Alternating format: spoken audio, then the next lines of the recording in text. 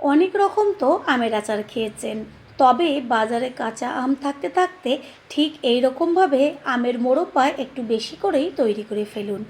একবার খেলে মনে হবে অন্য কোনো রকম আচার না খেয়ে এই আচারটাই সারা বছর ধরে খেয়ে যাই। নমস্কার বন্ধুরা, শ্বশুর বৌমা রান্নাঘর অ্যান্ড ব্লগ চ্যানেলে সকলকে স্বাগত। তাহলে কি করে তৈরি করব আমের মোরব্বা সেটাই দেখে নেওয়া যাক। মোরব্বা তৈরি করার জন্য এইখানে নিয়েছি কাঁচা আম। এবার আমগুলোকে কেটে নেব, আর সেই কিভাবে কাটবো সেটাই শেয়ার করব। আমগুলোর গায়ে যেহেতু কষ লাগানো ছিল, সেই কারণে আমগুলোকে ভালো করে জল দিয়ে প্রথমে ধুয়ে নিয়েছি। এবার একটা আম নিয়ে তারপরে মুখের দিকের যে অংশটা সেটাকে কেটে বাদ দিয়ে দিয়েছি। তারপর গায়ের থেকে ভালোভাবে খোসাটাকে ছাড়িয়ে নেব।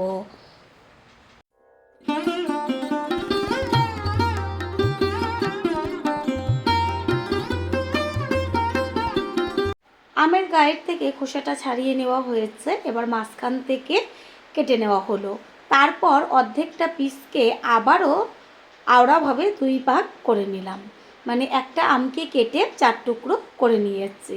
এবার যে বীজটা ছিল সেটাকে বাদ দিয়ে দিয়েছি। আর এটা যেহেতু বড় আম সেই কারণে 4 টুকরো করেছি। আর যদি ছোট সাইজের আম হয় তাহলে অবশ্যই অর্ধেক করে দেবেন। সব আমগুলো কেটে নিয়েছি, আর জলের মধ্যে যে ভিজিয়ে রেখেছিলাম সেই জলটাকে পাল্টে আবারও অন্য জল দিয়ে রেখেছি। এবার জল থেকে আমগুলোকে সব তুলে নেব। গ্যাসের ওভেনে কড়াই বসিয়ে তাতে দিয়ে দিয়েছি শুকনো লঙ্কা। লঙ্কাটা একটু ভাজতে সময় লাগে, সেই কারণে আগে অর্ধেকটা মতো লঙ্কাটা ভেজে নেব। লঙ্কার গায়ে বেশ একটা কালার এসছে। এই পর্যায়ে এর মধ্যে দিয়ে দেব 1 চা চামচ পরিমাণ 5 ফোড়ন, ছোট চামচের 1 চা চামচ পরিমাণ সাদা জিরে, ছোট চামচের 1 চা চামচ পরিমাণ মৌরি, 1 চা চামচ পরিমাণ গোটা ধনে, আর একটা তেজপাতা। তেজপাতা তো আপনারা ফোড়ন হিসাবে ব্যবহার করেছেন, একবার এইভাবে মশলার মধ্যে দিয়ে ব্যবহার করবেন। গ্যাসের ফ্লেম লোতে রেখে মশলাটাকে ভালোভাবে ভেজে নেব। খেয়াল রাখবেন যেন বেশি লাল না হয়ে যায়, তাহলে যে মিষ্টি গন্ধটা সেটা নষ্ট হয়ে যাবে। মশলা ভাজা হয়ে গেছে। এবার কড়াই থেকে মশলাটাকে একটা প্লেটে রেখে ঠান্ডা করে তারপর গুঁড়ো করে নেব। গ্যাসের ওভেনে কড়াইটা বসিয়ে দিয়ে গ্যাসের ফ্লেম লো করে এর মধ্যে একদম অল্প পরিমাণ জল দেব, যেমন হাফ কাপ পরিমাণ। তারপরে দিয়ে দিচ্ছি চিনি। আমের পরিমাণ অনুযায়ী চিনি কম বেশি দিতে হবে, আর আমটা কীরকম টক সেইভাবে চিনিটা ব্যবহার করতে হবে। আরও হাফ কাপ পরিমাণ জল দিয়ে দিলাম। তারপর চিনিটা জলের সাথে মিশিয়ে নিয়ে গ্যাসের ফ্লেম হাই করে দেব। চিনিটাকে এবার জলের সাথে ভালোভাবে গলতে দিতে হবে। জলটা টকবক হয়ে ফুটছে আর চিনিটাও গলে গেছে। দেব ছোট চামচের 1 চা চামচ পরিমাণ লবণ, হাফ চা চামচ পরিমাণ হলুদ গুঁড়ো, আর দেব একদম অল্প পরিমাণ লঙ্কার গুঁড়ো।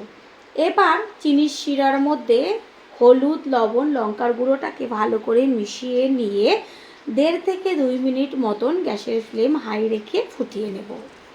তারপরেই যে আমগুলো কেটে রেখেছিলাম সেই আমগুলো একটা একটা করে চিনির শিরার মধ্যে ছেড়ে দেব।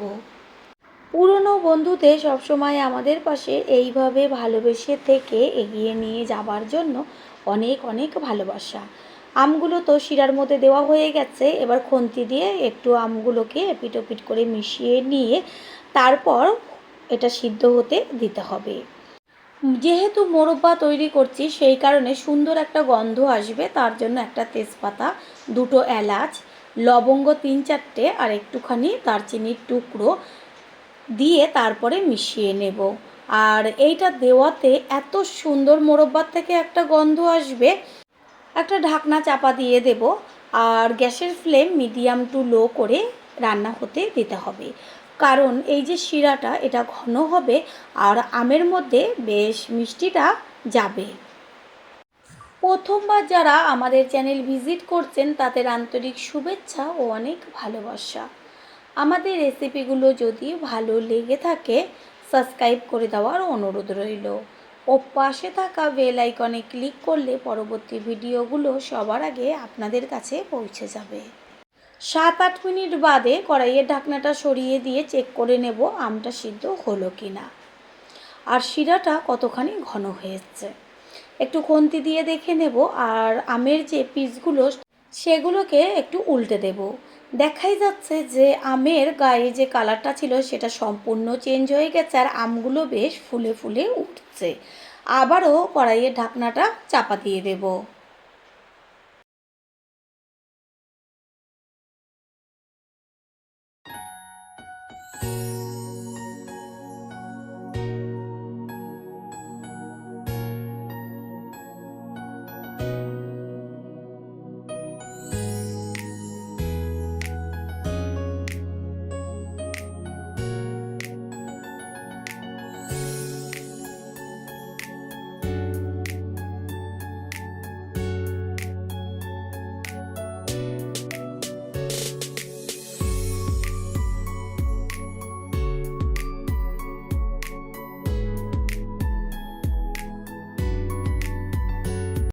প্রত্যেকটা আমের পিস সুন্দরভাবে সিদ্ধ হয়ে গেছে, আর ভেতরেও মিষ্টিটা গেছে।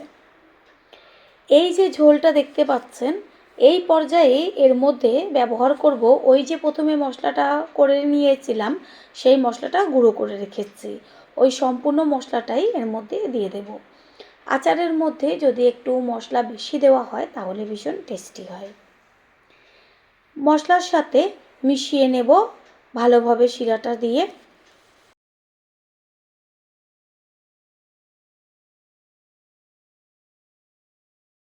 মশলা দেওয়ার পরে বেশিক্ষণ কোনো রকম রান্না করে নেওয়ার দরকার নেই। যেহেতু মোরব্বা, আর একটা কথা বলি, সেই কারণে চিনির পরিমাণটা একটু বেশি ব্যবহার করবেন। এতটুকু ঝোল রয়েছে, এই অবস্থাতে গ্যাসটা অফ করে দেব, কারণ ঠান্ডা হওয়ার পরে আরও অনেকটা জমে যাবে।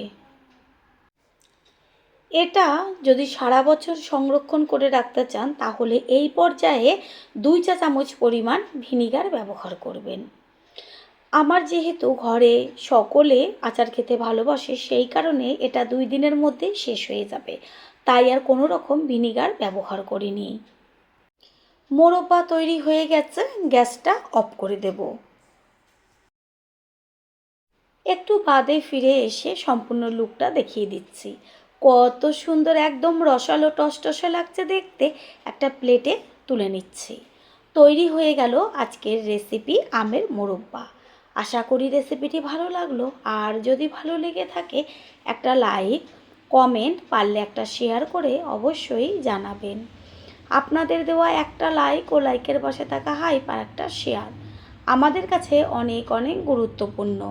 All friend, thanks for watching my video.